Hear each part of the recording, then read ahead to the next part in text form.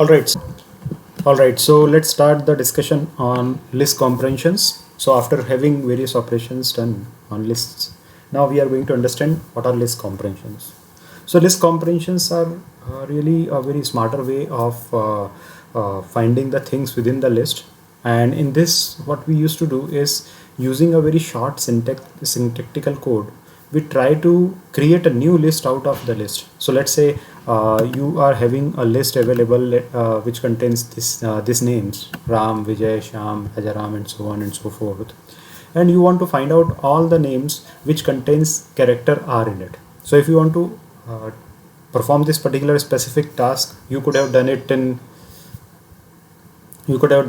a very regular way, which is a rudimentary way where you can write a loop, and by that loop you can create a new list out of it, or you can use list comprehension. So list comprehension is going to do what is it is going to reduce the code that you used to write to achieve this task. Okay, so before going ahead with the list comprehension, let's try to understand it with the regular method, which with applying a loop on the list.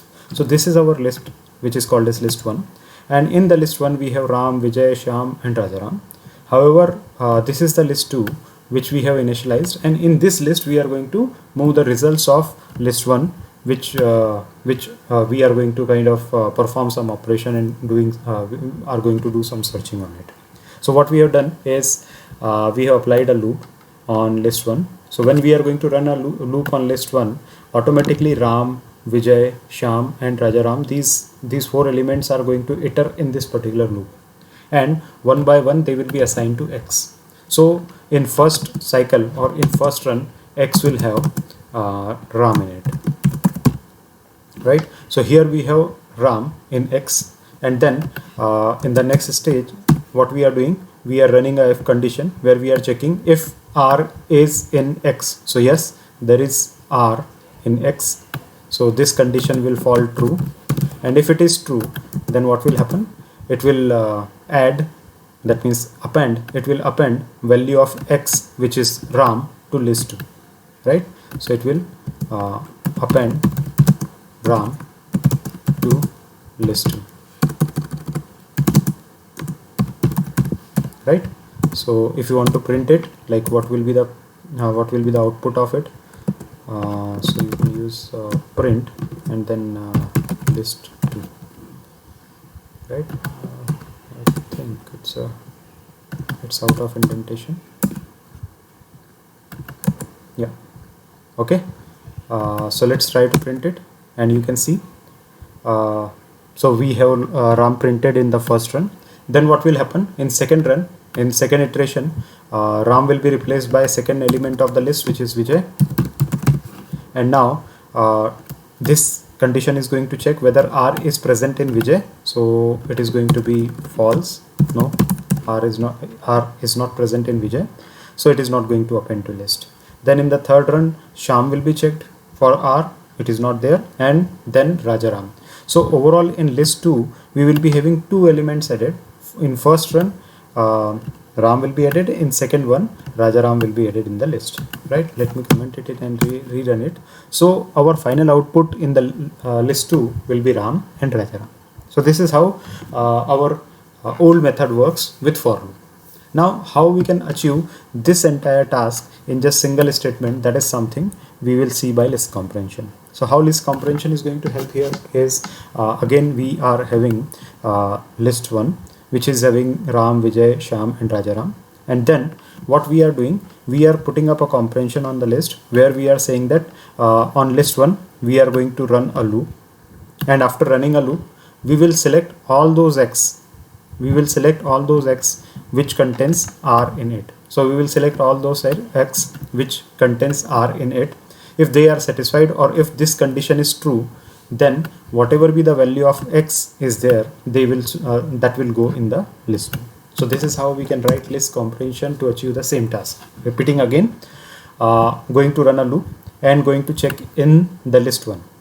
If X contains R, then whatever be the value of X is there, that is going to go in list 2. This is how it will work.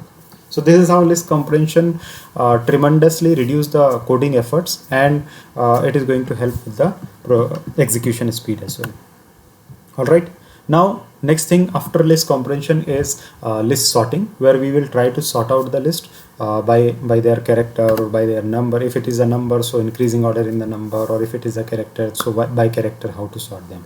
If you want to do that, so for that we have defined a list, again the same list, and then I am printing unsorted list. Now in unsorted list here I am using format function. So format function I have explained you, whenever you have to print something within the given string, then we can utilize format function. So here I am utilizing it for again practicing format, and then I am sorting the list with the help of sort function. Here you can kind of mention different parameters which involves reverse is equal to false or reverse is equal to true. So reverse function is something which tells you whether you have to take it in ascending order or descending order. So that is something controlled by reverse function. How I get the help is just pressing shift and tab. As soon as you press shift and tab, you will get help of any function. Okay, so to get help, press shift plus tab. Yeah, so after that, after sorting it, we are going to have sorted list, which is going to call as list 1. Okay, so after sorting the list, we are printing it as well. So these are the two lists we are having: unsorted list, which is having these values randomly assigned, and then sorted list, which is going to have Raja Ram as a first one, then Ram, then Vijay, then Shyam. All right, so this is how you sort the list. Next one is copy function. So in copy function, you have to just write list.copy, and automatically the copy of this list will be created and moved to list 2. Right, so this is list 1, and after list 1, in list 2 we are going to expect the same value as list 1 is having. So list 1 and list 2 both are same because we have applied copy function on it. All right, then next one we are having is join of the list. That means if you have two different lists and you want to have a full-fledged bigger list, then what you can do, you have defined list 1 and list 2, and just you can write list 1 plus list 2. If you do list 1 plus list 2 and print it, automatically both will be added.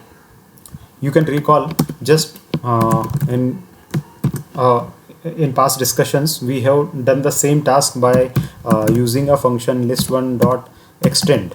So by extend function we have already done this task as well. So that's a way of doing the same thing. Okay, I think there is something missing here, but with extend function you can do the same thing. Okay, so that's how you can kind of add the things you can hear. So that's how you can kind of extend the list or join the list. All right, so these are the basic operations on the list which can be done. Now in the next discussion we are going to go ahead and do some more advanced operations. Thank you.